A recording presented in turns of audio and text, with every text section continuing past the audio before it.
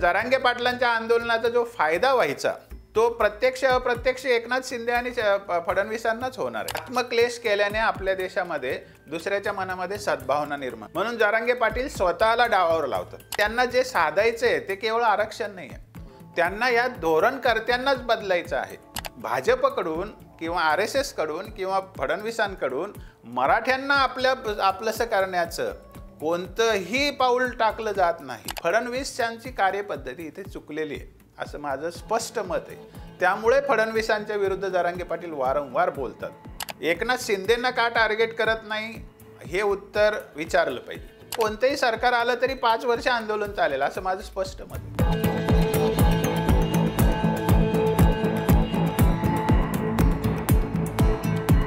नमस्कार, द पॉलिटिक्समध्ये सगळ्यांचं स्वागत। नुकतंच मनोज जरांगे यांच्या नेतृत्वाखालील आंदोलनाला 1 वर्ष पूर्ण झालं। त्यानिमित्ताने त्यांनी एक छोटी सभा घेतली आणि पुन्हा उपोषण सुरू करणार असल्याचं जाहीर केलं। त्याचवेळी त्यांनी असं सांगितलं की आम्ही 113 आमदार सत्ताधाऱ्यांचे पाडू।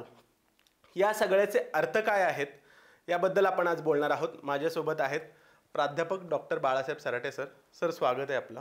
जय शिवराय। सर, मनोज जरांगे यांच्या आंदोलनाला 1 वर्ष पूर्ण झालं। या 1 वर्षभरात तुम्हाला काय काय गोष्टी दिसतात, त्याचा परिणाम काय झाला असं वाटतं?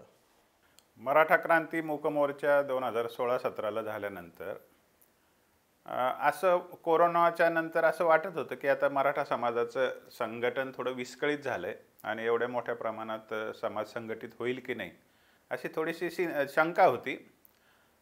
परंतु जरांगे पाटलांचं आंदोलन गेल्या वर्षी 29 ऑगस्टला साधारण सुरू झालं होतं। त्याच्यापूर्वी वर्षभर त्यांनी याचा होमवर्क केला होता, मी त्या प्रक्रियेमध्ये होतो। त्याच्या मागे पण त्यांनी साष्टे पिंपळगाव असेल, भांबेरी असेल, वडीकाळा असेल अशा ठिकाणी आंदोलनं केली होती। परंतु या प्रमाणात ते आंदोलन पेटली नाही। हे का पेटलं तर त्याला निमित्त झालं, फडणवीसांनी लाठीचार्ज केला, अमानुष लाठीचार्ज केला। त्या ठिकाणी दुसऱ्याच दिवशी शरद पवार साहेब पोहोचले। हे त्याला बूस्टिंग मिळायला काही कारणं झाली असतील, परंतु मराठा समाजाच्या मध्ये जो आक्रोश आहे, जी वेदना आहे, जी मराठा क्रांती मूक मोर्चाच्या वेळेला प्रकट झाली होती, ती वेदना शमलेली नाही आहे हे एकदा पुन्हा दिसून आलं। आणि तो आक्रोश एकत्रितपणे जरांगे पाटलांच्या मागे उभा राहताना दिसला। म्हणजे सरकारमध्ये जे कोणी आहेत किंवा राजकारणात जे कोणी आहेत किंवा समाजधुरीण म्हणून नेतृत्वस्थानी जे कोणी आहेत, अभ्यासक आहेत, त्यांना मला एक गोष्ट सांगायची आहे की मराठा समाजाच्या आंदोलनाला 2 बाजू आहेत। एक म्हणजे मराठा समाज एक इंडिव्हिज्युअल कम्युनिटी म्हणून या समाजाच्या वरती गेल्या 25 वर्षामध्ये एकाकी पाडण्याचे जे परिणाम झालेले आहेत ते या समाजाच्या मनात खोलवर रुजलेले आहेत। आणि हा समाज आता काहीतरी पेटून उठून काही भावना व्यक्त करू इच्छितोय।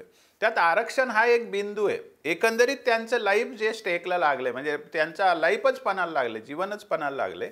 मग मुलांचे लग्न होत नाही, शेतीचे भयानक प्रश्न आहेत, नोकरी शिक्षणाचे खर्चाचा विषय आहे। एकूण सगळ्या विषयामध्ये हा समाज एकाकी पडलाय, त्रासलाय, पॉलिटिकली त्याला एकाकी पाडून त्याला वेगळं केलं जातंय, असा सगळ्याचा राग आहे।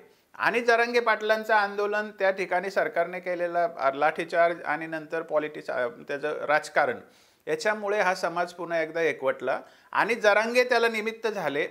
हे एक महत्त्वाचा मुद्दा आहे। दुसरी गोष्ट, जरांगेने या समाजाचा विश्वास मिळवला।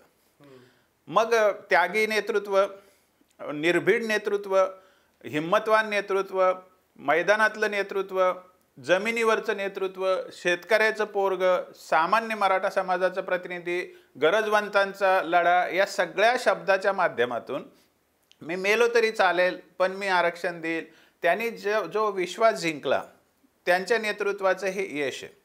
आणि एक नेता म्हणून मनोज जरांगे पाटील समाजाला भावलेला आहे, आवडलेला आहे आणि आमचे प्रश्न हा सोडवू शकतो हा विश्वास त्यांच्या मनामध्ये आहे। हे या आंदोलनाचं मोठं यश आहे। किती यश आहे तर व्यक्ती म्हणून आपण फ्रेंच राज्यक्रांती, रशियन क्रांती अशा ज्या क्रांत्यांच्या इतिहासात वाचतो, खरं म्हणजे जरांगेंनी या आंदोलनाच्या निमित्ताने ज्या क्रांतीची मुहूर्तमेढ रोवलेली आहे, तर मला असं वाटतं जर हे नीट ऑर्गनाइज झालं तर जागतिक क्रांतीची सुरुवात म्हणून जरांगेंचं आंदोलन होईल, इतकं त्याला महत्त्व आहे। जे मी या आंदोलनाचा दुसरा भाग म्हणत होतो तो हा भाग आहे की एकंदरीत आपल्या देशामध्ये किंवा राज्यामध्ये संपूर्ण समाजामध्ये जे आर्थिक दबाव तंत्र आहे किंवा विवंचना आहे सगळ्याच समाजामध्ये 95% बहुजन समाजामध्ये ह्या आहेत, त्या सगळ्या समाजाच्या त्रासलेल्या भावनांचा आवाज सुद्धा जरांगे कुठेतरी होत आहेत का, असं पण जरांगेंच्या आंदोलनामागे एक पार्श्वभूमी तयार झाली आहे. म्हणून जरांगे पाटलांना सगळा समाज जो ज्याला वाटतं आपल्यावर अन्याय होतो, मग मुस्लिम असेल, बलुतेदार किंवा ते मायक्रो ओबीसी असतील किंवा आणखी दुसरे ज्यांना आरक्षण मिळालं नाही असे लोक असतील, धनगर समाजातला एक मोठा गट जरांगेंना पाठिंबा देतो, मुस्लिम तर मोठ्या प्रमाणात त्यांच्यावर विश्वास ठेवतात.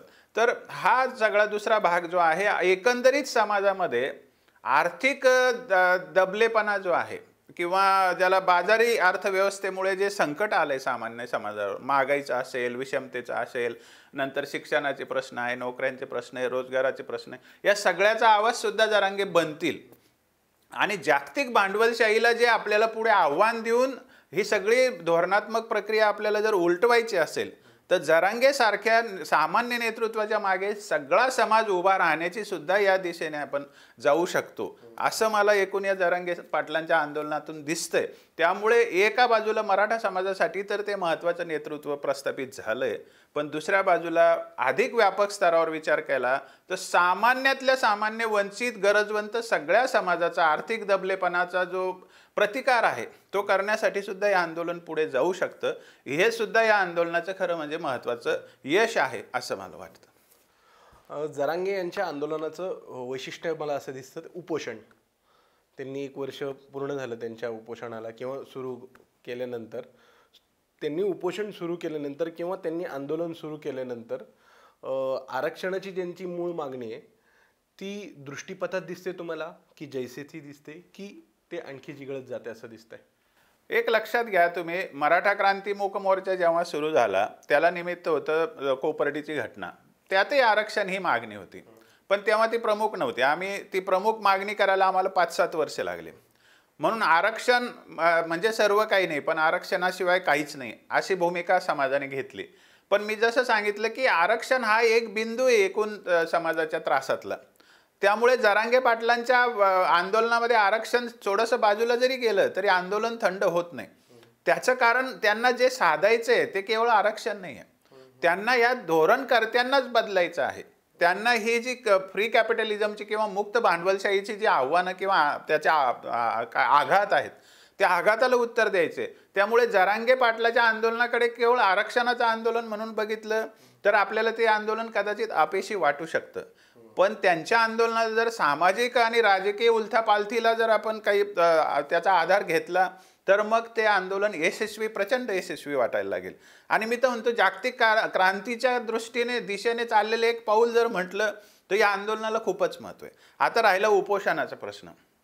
आपल्या देशाला इतिहास आहे की जेव्हा आपल्याला समाजाला काहीतरी जोडायचं असेल किंवा समाज भावना जर टोकाची जागृत करायची असेल तर आत्मक्लेश केल्याने आपल्या देशामध्ये दुसऱ्याच्या मनामध्ये सद्भावना निर्माण होते, आपुलकीची भावना निर्माण होते. म्हणून जरांगे पाटील स्वतःला डावावर लावतात आणि वारंवार समाजाच्या मनातली जी भावना आहे ती तेवढ ठेवण्यासाठी त्याचा उपयोग करून घेतला. असं याच्यापूर्वी केवळ महात्मा गांधींनी केलं होतं आणि महात्मा गांधी जे मोठे नेते झाले त्यांच्या उपोषणामुळेच झालेले. जरांगे सुद्धा मोठे नेते झाले, त्याला एक भाग उपोषणाचा आहेच. म्हणजे मी शुद्ध आहे, मी स्वतःची काळजी करत नाही, मी समाजासाठी माझे प्राण न्योछावर करायला तयार आहे, अशी भावना ते समाजाला एका दमात पोहोचवू शकतात. म्हणजे आता सुद्धा त्यांनी उपोषण डिक्लेअर केलं.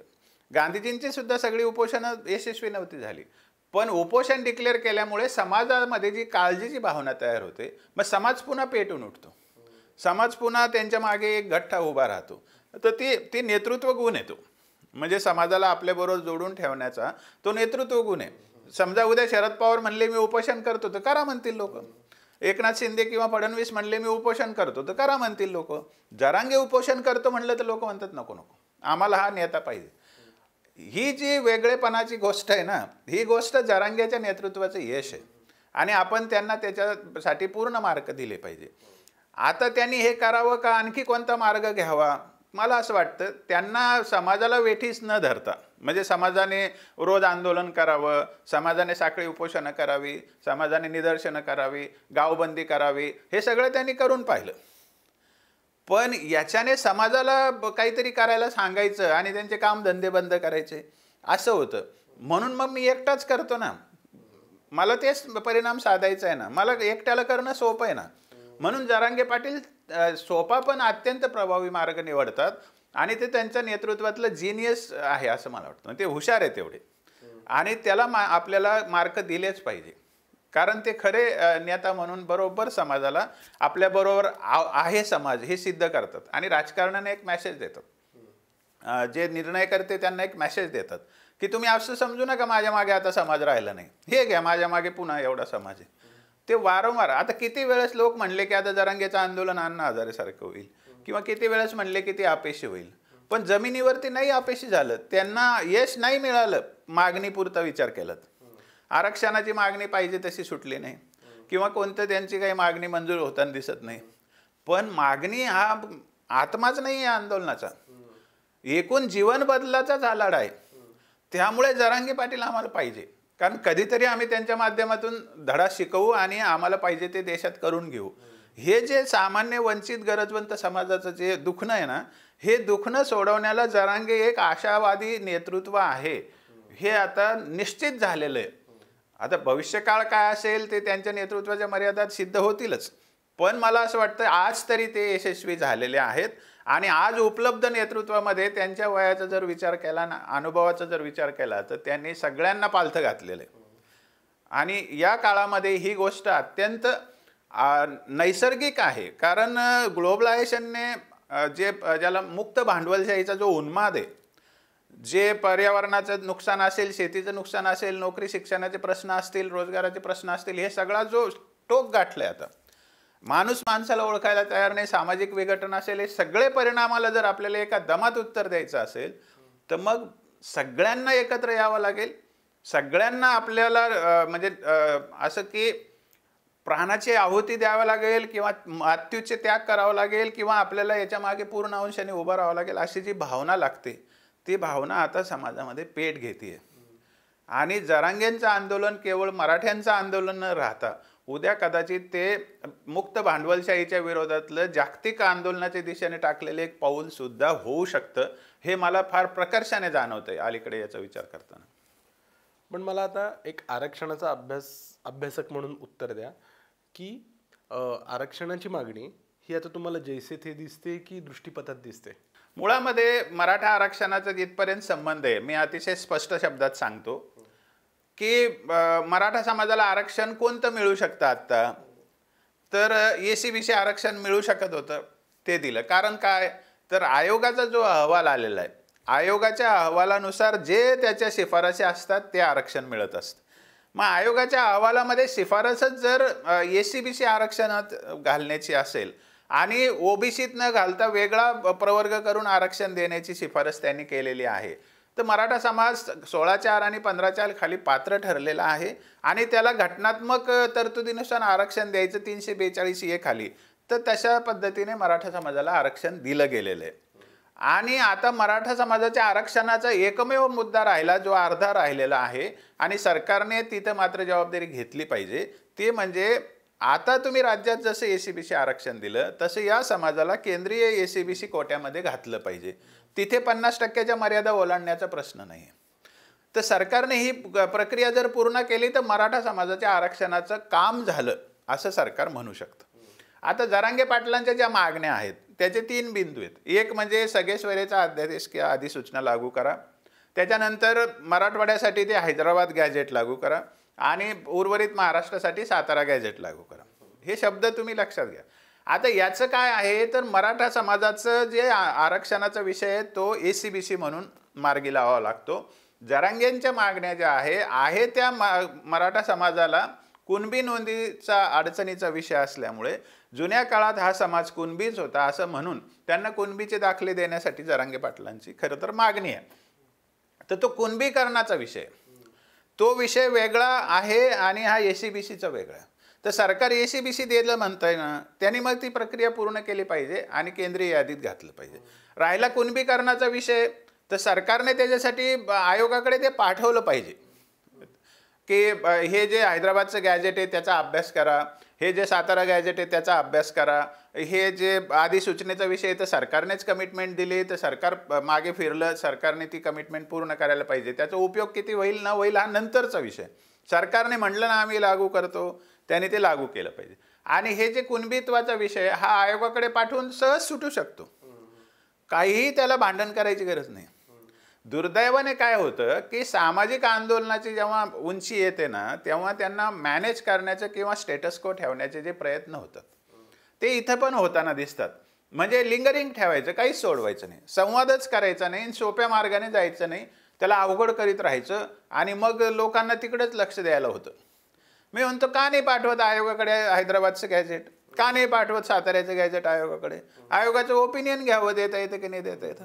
आयोग म्हणला देता येतं तर देता येतं, नाही देता येत तर नाही देता येत.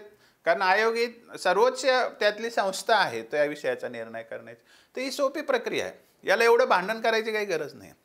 आणि ते जे आहे सगळे सोयरेचं सरकारने कबूल का केलं जर देता येत नव्हतं? बारीक ढोल ताशे लावून तिकडे मुका घेऊन कबूल केलं वाशीमध्ये जाहीरपणे गुलाल उधळून. मग तेवढी गोष्ट सरकारने कमिटमेंट करावी ना, पूर्ण करायला काय हरकत आहे? त्याचा फायदा तोटा ते जरांगे पाटील बघतील ना नंतर.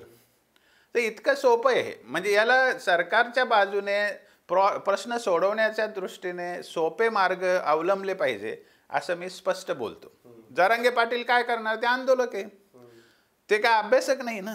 सरकारने अभ्यासकांना विचारावं की याच्यावर मार्ग काय. सरकारने तर आता मोठ्या न्यायमूर्तींची कमिटी केलेली आहे, मग ते त्यांना सल्ला देत नसतील तर मग ती कमिटी काय कामाची? हे साध्या गोष्टी आहे. आणि याला सोपा मार्ग आयोगाकडे त्यांनी ते गॅजेट पाठवावे, आयोगाचं ओपिनियन घ्यावं. आयोगाने कॉन्स्टिट्युशनल परिभाषेत त्याचं ते हे देतील, अहवाल देतील, त्याच्यानुसार कार्यवाही करावी जर शक्य असेल तर. त्याच्यामुळे हा खूप गंभीर प्रश्न नाही आहे. प्रश्न सरकारच्या इच्छाशक्तीवरच अवलंबून आहे. म्हणून सरकारच्या विरुद्ध आक्रोश होतो. म्हणजे सामान्य जनतेला हे कळतं की करायचं सरकारने आहे ना, मग एका पेटत ठेवतात. केंद्रीय यादीत घालायची, ACBC यादीत. कोणाचा विरोध आहे? कोणाचाही विरोध नाही. मग का नाही घालायचं? तर जरांगे पाटलांना वेठीला धरायचं, त्यांना आंदोलन करत राहू द्यायचं. आणि मग त्याला प्रश्न उत्तर होत राहतात. भुजबळ एकीकडे बोलतात, हाके एकीकडे बोलतात आणि मग इलेक्शन काढून घ्यायचं. ह्याच्याने आता प्रश्न नाही सुटणार. समजा उद्या हे सरकार आलं काय आणि दुसरं सरकार आलं काय, 5 वर्ष हेच होणार आहे. आता मी जसं सांगितलं की हा जागतिक आर्थिक नाकेबंदी जी झालेली आहे त्याचा हा परिणाम आहे. त्यामुळे कोणतंही सरकार आलं तरी 5 वर्ष आंदोलन चालेल असं माझं स्पष्ट मत आहे. आणि उद्या तुम्ही असं काय कोणीतरी म्हणालं, फडणवीस म्हणाले की आपली घटना एवढी मजबूत आहे की मणिपूर होणार नाही, आपली घटना एवढी मजबूत आहे की श्रीलंका होणार नाही, आपली घटना एवढी मजबूत आहे की बांगलादेश होणार नाही. घटना काय? इथे जीवना मरणाचा प्रश्न आहे ना. आम्हाला जर रोज प्रश्नाला सामोरं जायचं असेल आणि आम्हाला आयुष्यच उरलं नसेल तर आम्ही विधानमंडळातच घुसणार ना. आमच्याजवळ उरतं काय? कारण शेवटी सरकार चालवण्याची, प्रश्न सोडवण्याची जबाबदारी त्या विधिमंडळावर आहे ना. त्यामुळे असं समजू नका की उद्या सरकार आलं 6 महिन्यात विधिमंडळात लोक जाणार नाही. मराठाच नव्हे, सगळा समाज एखाद्या वेळेला विधिमंडळात जाऊन बसेल. आणि नुसतं विधिमंडळात नाही, संसदेत सुद्धा जायला वेळ येऊ शकते. कारण हा प्रश्न तात्कालिक नाही आहे, हा प्रश्न जीवनाला भिडणारा आणि आता अस्तित्वाचा प्रश्न आहे. मी अर्थशास्त्राचा प्राध्यापक म्हणून हे सांगतोय की हे होऊ शकतं. शेवटी बांगलादेश, श्रीलंका आपल्याच उपखंडात आहेत आणि घटना मजबूत आहे. भारतात तर मणिपूर भारतात नाहीत का? मग तिथे कसं झालं? मग त्याला काय मराठवाडा अपवाद आहे का काय? म्हणजे मणिपूरला त्रास आहे मराठवाड्याला त्रास नाही असं कसं म्हणता तुम्ही? मराठा समाज हा सुसंस्कृत आहे, वारकरी आहे, संयमी आहे, शोषिक आहे, सगळं खरं आहे. पण शेवटी अस्तित्वाचा प्रश्न आला, गळ्यापर्यंत पाणी आलं, त्याने काय मरून जायचं? तर तोही कधी ना कधीतरी लीड करणार आहे, नेतृत्व करणार आहे. बाकी त्यांच्याबरोबर जे गरजवंत आहे ते येणारच आहे. आणि जेव्हा 10-20% समाज रस्त्यावरून एका दिशेला जातो त्यावेळेला उरलेला समाज त्यांना फॉलो करतो. आतापर्यंत महाराष्ट्राचा इतिहास आहे, मराठ्यांनी जे केलं त्याला लोक फॉलो करतात. त्यांनी शांतता मोर्चे काढले तर महाराष्ट्रामध्ये कोणी दंगाखोर मोर्चा काढू शकत नाही. तसं या आंदोलनाने सुद्धा साध्य होईल. म्हणून सरकारने विचार करायचा आहे की हा प्रश्न तात्कालिक नाही आहे, याला सोडवण्याच्या दिशेने आता पाऊल टाकलं नाही तर पुढे हे गंभीर होणार आहे आणि कोणत्याही राजकारण्याला सुद्धा पुढे काम करता येणार नाही, इतकं हे गंभीर होणार. आता बघा तुम्ही, सुप्रिया सुळे कुठेही जाऊ द्या, अजितदादा कुठेही जाऊ द्या, कोणी कुठेही जाऊ द्या, त्याला लोक प्रश्न विचारतात. हे संसदेत घुसण्यासारखंच आहे. म्हणजे हे काही वेगळं नाही आहे. त्यामुळे तुम्ही समजूनच घेत नाही. जरांगे पाटलांच्या आंदोलनाला तुम्ही एक विषय नका करू आरक्षणाचा. हा सामाजिक प्रश्नांचा भाग आहे, त्यामुळे याला खूप गांभीर्याने टॅकल केलं पाहिजे. आणि असं म्हणून चालणार नाही की आम्ही इन्व्हेस्टमेंट करू आणि मग ट्रिकल डाऊन होईल. ट्रिकल डाऊनच्या थेअरीमुळे ते 60 वर्षात आपण मेलेलो आहे. म्हणजे वरिष्ठ उद्योग करत राहायचे आणि त्यांनी मशीनद्वारे प्रोडक्शन करत राहायचं आणि ट्रिकल डाऊन होतच नाही. महालनोबिस पॉलिसी ट्रिकल डाऊनचीच होती 56ची. त्यामुळे ट्रिकल डाऊन फेल गेलेलं आहे. आता बॉटम टू टॉपचं काय करायला पाहिजे ते करा. आणि त्याच्यासाठी हा समाज, आता सगळा समाज मला वाटतं की विधिमंडळाच्या आणि संसदेच्या दिशेने जाऊ शकतो, याची गांभीर्याने दखल घेतली पाहिजे. मला जेवढं समाजमन कळतं त्याच्यावरून मला हे दिसतंय, स्पष्टपणे दिसतंय. मनोज जरांगे यांनी 113 भाजपचे किंवा सत्ताधाऱ्यांचे आमदार पाडण्याची घोषणा केली. म्हणजे ही राजकीय भूमिका झाली. पण तुम्ही त्याच्याकडे कसं बघता? समजा सत्ताधाऱ्यांचे 113 आमदार पाडले तर पुन्हा महाविकास आघाडीचं सरकार येणार आहे. मनोज जरांगे यांना खात्री वाटते का ते आमदार पाडल्यानंतर हे सरकार तरी आरक्षण देईल म्हणून? नाही, मुळात आता जरांगे पाटील हे जे आहेत ना, हे विचारविनिमय करतात. आता परवा त्यांच्याकडे 100 वकील आले होते. खूप मोठे मोठे वकील त्यांच्याकडे आले होते. आणि त्यांनी बोलल्यानंतरही त्यांना जरांगे पाटील काय म्हटले, ठीक आहे आपण काय करू, 1000 वकिलांची मीटिंग करू, तिथे तुम्ही बोला. म्हणजे ते खूप मोठे महत्त्वाचे माणसं तिथे गेले. त्यांचं ऐकून घेण्याच्या ऐवजी किंवा त्यांचं अनुक्रमण करण्याच्या ऐवजी ते म्हणले अजून मोठी मीटिंग घेऊ. म्हणजे ते आले कशासाठी होते मध्ये? तर जे शिवाजी महाराजांची जी नीती होती अष्टप्रधान मंडळाचा सल्ला घेऊन काम करण्याची किंवा जिजाऊंच्याकडे जाऊन विचारून काम करण्याची, तसं जरांगे पाटलांना कदाचित ते साध्य नसेल झालं असं एकंदरीत चित्र आहे. त्यामुळे जरांगे पाटलांना आपण कोणत्या विषयावर काय प्रतिक्रिया द्यावी किंवा कोणत्या विषयाला काय उत्तर असू शकतं, राजकीय दबाव आणायचं तर कोणत्या भूमिका घ्याव्या लागतील, याचं ते ऐकून घेतात. पण त्याचा जो लोकांची जी सूचना असते त्याचे फार त्या हे करत नाही, आत्मसात करीत नाही, असं एकंदरीत त्यांच्या स्वभावाचं लक्षण आहे. तर मला असं वाटतं की सत्ताधाऱ्यांचे 113 पाडणे म्हणजे मग त्यात एकनाथ शिंदेचे 40 असतील का? कारण सत्ताधाऱ्यामध्ये एकनाथ शिंदे आहेत, त्यात अजितदादाचे 25 असतील का? हा प्रश्न विचारण्यासारखा आहे ना. मग असं कसं त्याचा अर्थ होईल की फडणवीसांचेच पाडू? मग फडणवीसांचे ते 106 आहेत, मग त्यांचे कुठे 113 आहे? मग येथे उरलेले कोणाचे? हे नेतृत्व जेव्हा आंदोलन करतं तेव्हा ते काहीही बोलायची त्याला परवानगी असते. कारण आंदोलक हा एकदम त्वेषात आलेला असतो. त्याला प्रतिक्रिया रोज विचारल्यावर ते तरी कुठून पोटडीतून शब्द काढणार? मग ते मोदीसारखे काही शब्द काढतात. जसे मोदीने स्किल इंडिया काढलं, स्टार्टअप इंडिया काढली, इतके मेक इन इंडिया काढले दरवर्षी. मग सबका साथ, सबका विकास, सबका प्रयास आणि काय काय ते पुढे पुढे लांबवत जातात. तसे जरांगे पाटीलही करतात. त्याच्यामुळे तो नेतृत्वाचा एक गुण असतो की मीडियाला रोज नवीन नवीन काहीतरी शब्द द्यावे लागतात. मीडिया पण असं आहे की तेच घेऊन पळतं. मुळामध्ये तसंच सगळं शब्दशः काही खरं नसतं ते. आता तुम्हाला जो प्रश्नाचा रोख आहे की जरांगे पॉलिटिकल भूमिका घेत आहेत का, तर आता ज्याच्यामध्ये उत्तरच पॉलिटिकल आहे, म्हणजे समजा आपल्याला सरकारकडून काम करून घ्यायचं, मग सरकारने काम नाही केलं तर त्याला दबावात आणण्याचं दुसरं साधन काय माणसाकडे? त्याचं उत्तरच पॉलिटिकल आहे. तुमचे आम्ही आमदार पाडू म्हटलं तरच ते दबावात येतील. इथं दुर्दैव हे असं आहे की जे आम्ही आधीपासून सांगायचा प्रयत्न करतोय की फडणवीसांना भीती बाळगायचं कारणच नाही ना. कारण फडणवीसांना भीती बाळगली आणि शरद पवारांचं सरकार आलं. त्यांना माहिती आहे फडणवीसांना की ते काहीच करणार नाही. मग त्या स्थितीमध्ये जरांगे पाटलांना काहीच मिळणार नाही. त्यामुळे ते निश्चिंत आहे.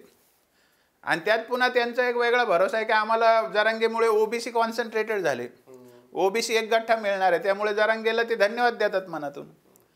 आणि उरलं सुरलं शिंदे साहेब जरांगे पाटलांचं गुडविलचा उपयोग करून घेऊ शकतात. त्यामुळे सगळ्यात सेफ आत्ता कोण असेल महाराष्ट्रामध्ये तर महायुती आहे. शरद पवार साहेब धुवाधार काम करतायत, ते त्यांच्या व्यक्तिगत करिश्म्याचा विषय. पण जरांगे पाटलांच्या आंदोलनाचा जो फायदा व्हायचा तो प्रत्यक्ष अप्रत्यक्ष एकनाथ शिंदे आणि फडणवीसांनाच होणार आहे, हे माझं स्पष्ट आकलन आहे. त्यामुळे जरांगे पाटलांनी स्ट्रॅटेजी बदलली पाहिजे असं आम्हाला वाटतं. मग ती स्ट्रॅटेजी पण आम्ही सांगितली होती की मग तुम्ही अवघा मराठा आधी एक करा. मग त्याच्यात छत्रपती संभाजीराजे एक महत्त्वाचं नाव आहे, त्याचे संभाजी ब्रिगेड एक नाव आहे. त्याच्यामध्ये जे जे कोणी कार्यकर्ते वर्षानुवर्ष काम करतात त्यांना पण जरांगे पाटलांच्या बरोबर राजकीय भूमिका करायची असेल त्यांना पण बरोबर घेतलं. जसे परभणीचे आमचे सुभाष जावळे दादा आहे, खूप लोक आहेत ना.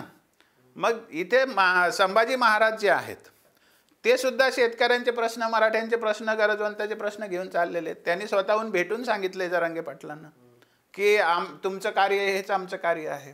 बरं, जरांगेंनी मुख्यमंत्री व्हावं ही तर त्यांची पण इच्छा आहे, कोणाची इच्छा नाही. राजीव शेट्टीची इच्छा नाही का जरांगेंनी मुख्यमंत्री व्हावं? आपल्या प्रहारचे जे बच्चू कडू पाटील आहे त्यांना इच्छा नाही का? तुपकरांना इच्छा नाही का? सगळ्या गरजवंतांना, सामान्यांचं प्रतिनिधित्व करणाऱ्या लोकांना, आनंदराज आंबेडकरांची पण तीच इच्छा आहे. मग संभाजी ब्रिगेड, नंतर छत्रपती संभाजीराजे, राजीव शेट्टी, बच्चू कडू पाटील असतील, तुपकर असतील, रविकांत तुपकर, आनंदराज आंबेडकर असतील, हे सगळे फोर्सेस जर एकत्र आले तर मग हा खरा गरजवंताचा लढा होऊ शकतो. कारण तोंडावळा यांचा तसा आहे किंवा यांचं मिशन ते आहे. मग जरांगे पाटील एका दमात या सरकारला खाली खेचू शकतात आणि शरद पवारांना पण दूर ठेवू शकतात, मराठ्यांचं पण काम करून देऊ शकतात.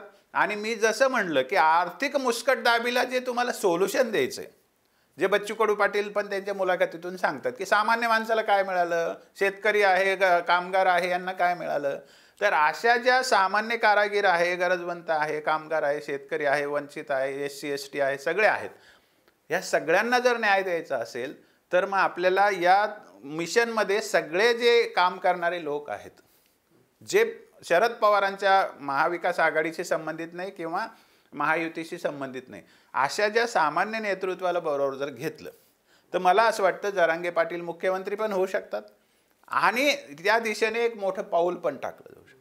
आणि ज्यांना धडा द्यायचा खरा खरा आर्थिक मुस्कटदाबीच्या विरुद्ध, बाजारू राजकारणाच्या विरुद्ध, ते पण यशस्वी होऊ शकतं.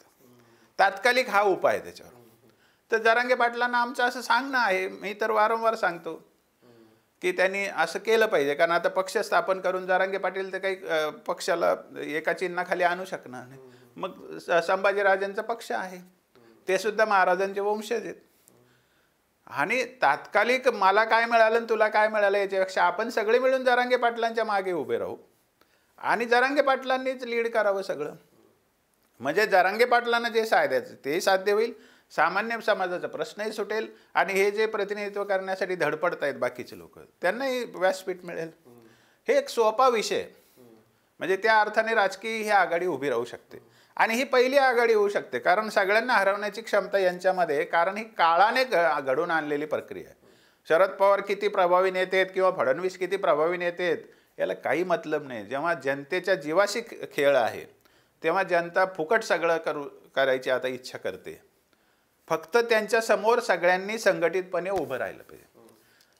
तर हा उपाय मला दिसतो याच्यामध्ये. आरक्षणाचा महत्त्वाचा प्रश्न मांडता मांडता गेल्या वर्षभरात आपल्याला असं दिसतंय की एक नवी रायव्हलरी राजकारणात जन्माला आली. म्हणजे असं बोललं जातंय फडणवीस विरुद्ध जरांगे. जरांगे फडणवीसांनाच का टार्गेट करतायत असं विचारलं जात आहे. शरद पवारांना तेवढं टार्गेट करत नाही आहेत, एकनाथ शिंदेना तेवढं टार्गेट करत नाहीत. काय कारण दिसतं तुम्हाला? शरद पवारांना टार्गेट करत नाहीत याचा अर्थ शरद पवारांनी जरांगेंना काहीतरी कानात सांगितलंय असं होत नाही. एकनाथ शिंदेंना का टार्गेट करत नाही हे उत्तर विचारलं पाहिजे. त्याचं कारण असं आहे की एकनाथ शिंदे म्हणजे सरकार आहे, फडणवीस म्हणजे सरकार नाही. लोकशाही प्रक्रियेत हेच आहे. मग सरकारने जर काही केलं नसेल तर एकनाथ शिंदे जबाबदार आहे असं म्हटलं पाहिजे, हे रास्त आहे. परंतु काय होतं की मागं मूक मोर्चे झाले त्याही काळामध्ये आणि आतासुद्धा फडणवीस हे सॉफ्ट टार्गेट करता येण्यासारखं आहे. कारण ते ब्राह्मण आहेत, ते RSSच्या पठडीतले आहेत, म्हणून ते BJPमध्ये आहेत. तर BJP, ब्राह्मण आणि RSS यांच्या विरुद्ध बोललं की मराठा समाजामध्ये एक असा आयता गट मिळतो, एक आयता घटक आहे जो काँग्रेसचा मतदार आहे, राष्ट्रवादीचा मतदार आहे पारंपरिक, किंवा जो सरदारकी मेंटॅलिटीचा आहे किंवा पॉलिटिक्समध्ये ज्याला इंटरेस्ट आहे आणि जो उपजतच ब्राह्मणांनी आमच्या शिवाजी महाराजांना असं केलं असं केलं, जे उपजत त्यांना ब्राह्मण विरोध असा एक आयता 10-5% जो मराठा आहे ना त्याला सुखावल्यासारखं होतं. त्यामुळे ते सोपं जातं म्हणायला. त्याच्यामध्ये जरांगे पाटील हे जे म्हणत राहतात त्याच्यामध्ये एक मेन कारण आहे. म्हणजे जरांगे पाटलांचा जरी आपण शोध घेतला त्यांच्यामध्ये एक मेन कारण आहे ते सत्य आहे. त्यांनी भुजबळांना पुढे करतात. म्हणजे 3-4 गुन्हे मी यांचे सांगू शकतो, गुन्हेच म्हणू शकतो आणि मी गुन्हा म्हणायला मला काही कमीपणा वाटत नाही. पहिलं म्हणजे त्यांनी लाठीचार्ज केला. आता फडणवीस कितीही काही म्हणले तर हे बाळबोध आहे सांगणं की मी सांगितलं नव्हतं. फडणवीस जेव्हा गृहमंत्री आहेत आणि त्यांचे जेव्हा अधिकारी लाठीचार्ज करतात आणि अमानुष लाठीचार्ज करतात, म्हणजे एकदम अमानवी काम केलं, फडणवीसांचा सगळ्यात मोठा गुन्हा तो झाला.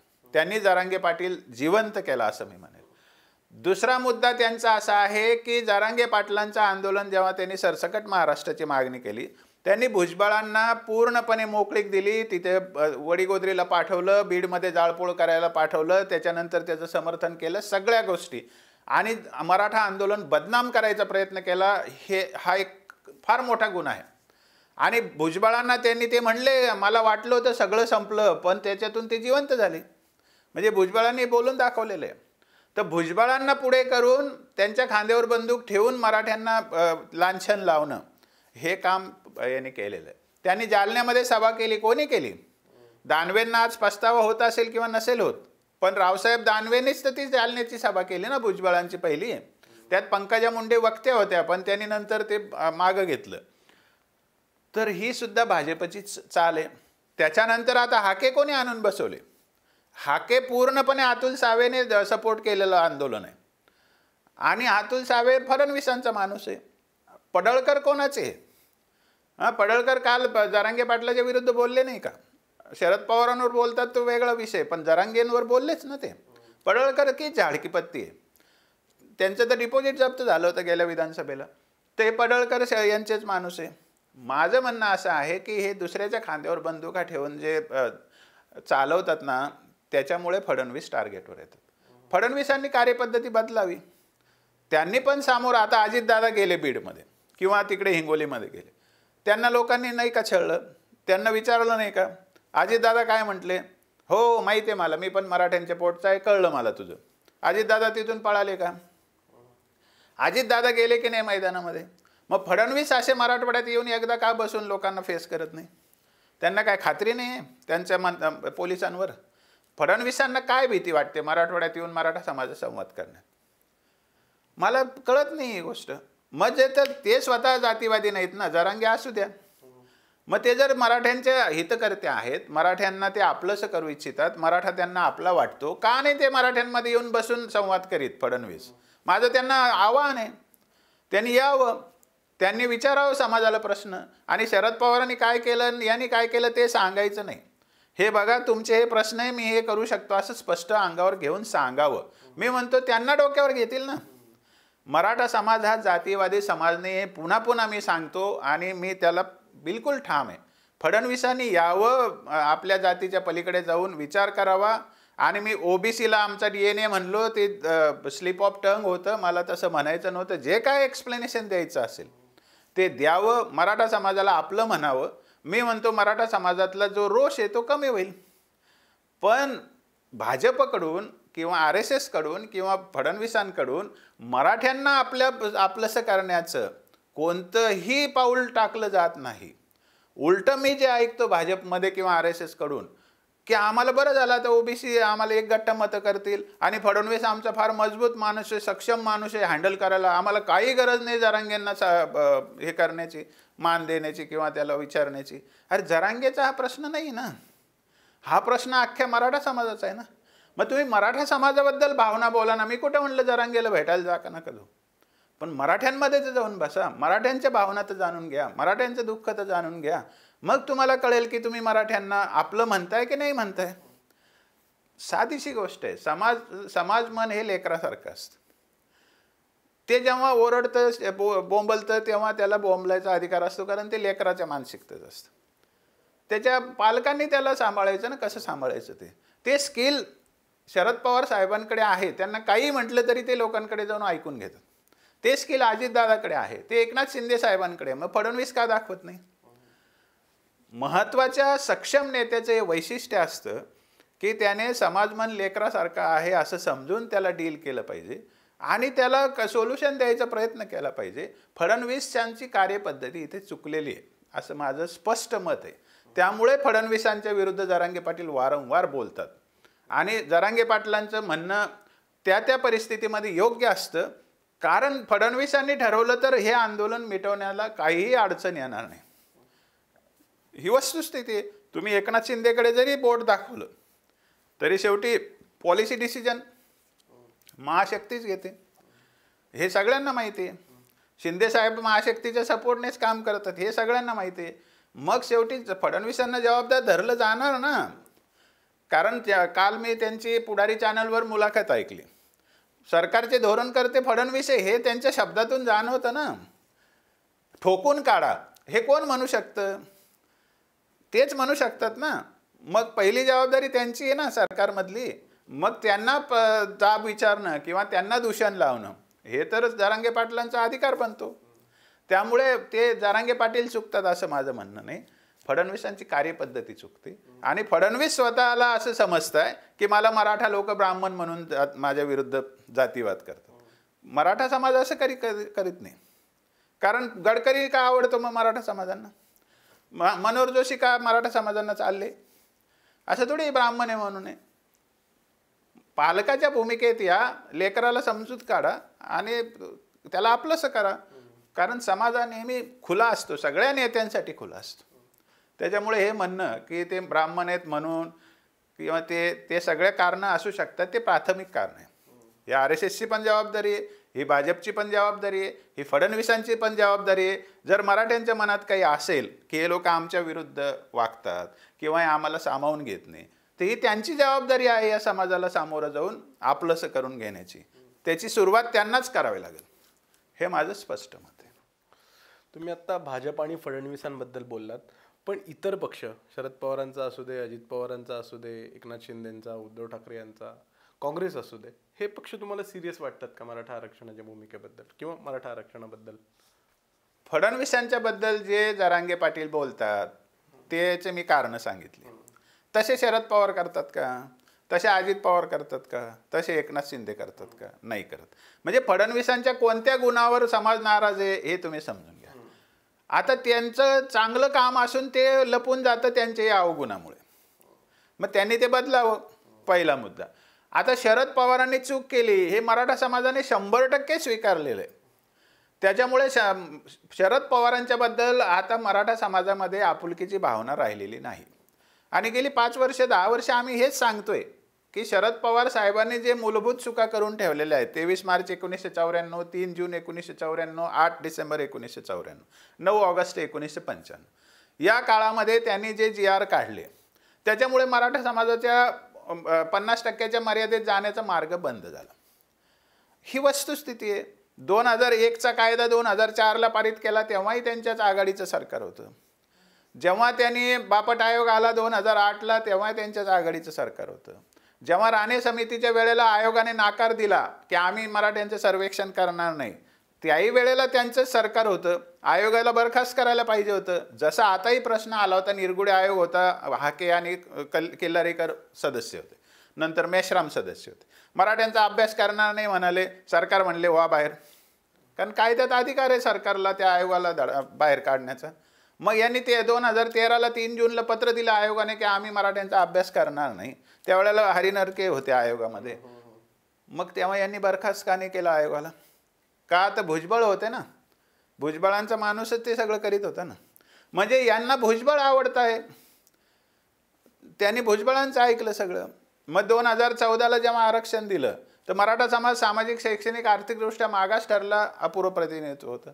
मग हा घटनात्मक 15/4/16/4 मध्ये जर मागासलेला ठरला तर याला घटनात्मक मर्यादित आरक्षण का नाही दिलं?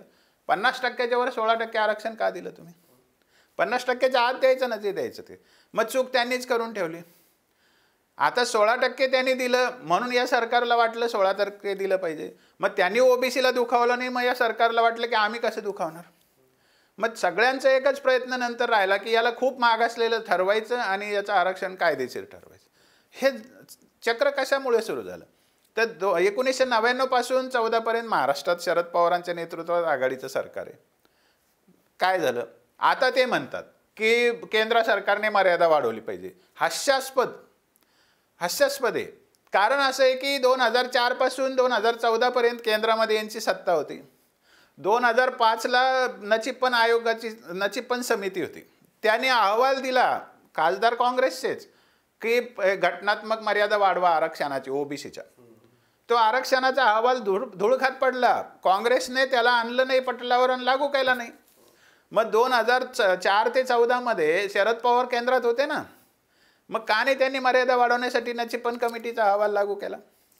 आता म्हणतात मोदींच्या हातात आहे, मग तेव्हा तुमच्या हातात नव्हतं का? मुळामध्ये शरद पवार साहेब जे बोलतात मराठा आरक्षणाबद्दल ते बोलतच नाही. पहिली गोष्ट आधीचं दुःख ते आहे. अजितदादा मराठा आरक्षणाबद्दल बोलतच नाही, दुःख ते आहे. म्हणजे बोलतच नाही त्यांच्याबद्दल नक्कीच जास्ती राग आहे ना. पण ते आता सत्तेत आहे का? टार्गेट त्यांना का करायचं? तर ते उद्या मतं मागायला येतील तेव्हा करायचं आहे. तुम्ही काही केलं नाही आम्हाला माहिती आहे एवढंच म्हणता येईल त्यांना. पण आता हे सत्तेत यांच्या हातात आहे म्हणून यांना आज बोलणं आलं ना. त्यामुळे त्यांना कोणी बोलत नाही असं नाही आहे. मराठा समाजाने आता पूर्णपणे ओळखलेलं आहे की राजकारणात असलेले प्रस्थापित मराठा हे मराठ्यांचे कर्दनकाळे. ही स्वीकारलेली गोष्ट आहे. पण म्हणून आजच्या सरकारला माफ करावं असा त्याचा अर्थ होत नाही ना. शेवटी जे सरकार आहे त्याच्याकडेच मागणी करणार ना आपण. आणि फडणवीस त्याचे धुरीण आहेत, निर्णयकर्ते आहेत, चालक आहेत, महाशक्तीचे प्रतिनिधी आहेत. ही गोष्ट सगळ्यांना माहिती आहे. त्यामुळे तुम्ही जेव्हा क्रेडिट घेता महाशक्तीचे प्रतिनिधी म्हणून, तेव्हा तुम्हाला हे पण घ्यावं लागेल ना मग श्रेय अंगावर. एक्झिस्टिंग म्हणजे अस्तित्वात असलेलं ओबीसी आरक्षण आणि त्याच्या समोर आजचं एसीबीसी आरक्षण, याच्या दोन्हीमध्ये खरे घटनात्मक कोण याचा निर्णय आधी करावा लागेल. राज्यातले जे ओबीसी आरक्षणाचे कायदे 2001चा कायदा आणि 2006चा कायदा, हे दोन्ही आता अँटी कॉन्स्टिट्युशनल किंवा कॉन्ट्रा टू द कॉन्स्टिट्युशनल झालेले. मोदी साहेबांनी, मी पुन्हा सांगतो, मराठ्यांच्या आरक्षणासाठी एक उपकार केले की त्यांनी असलेलं ओबीसी आरक्षण रद्द केलेलं आहे.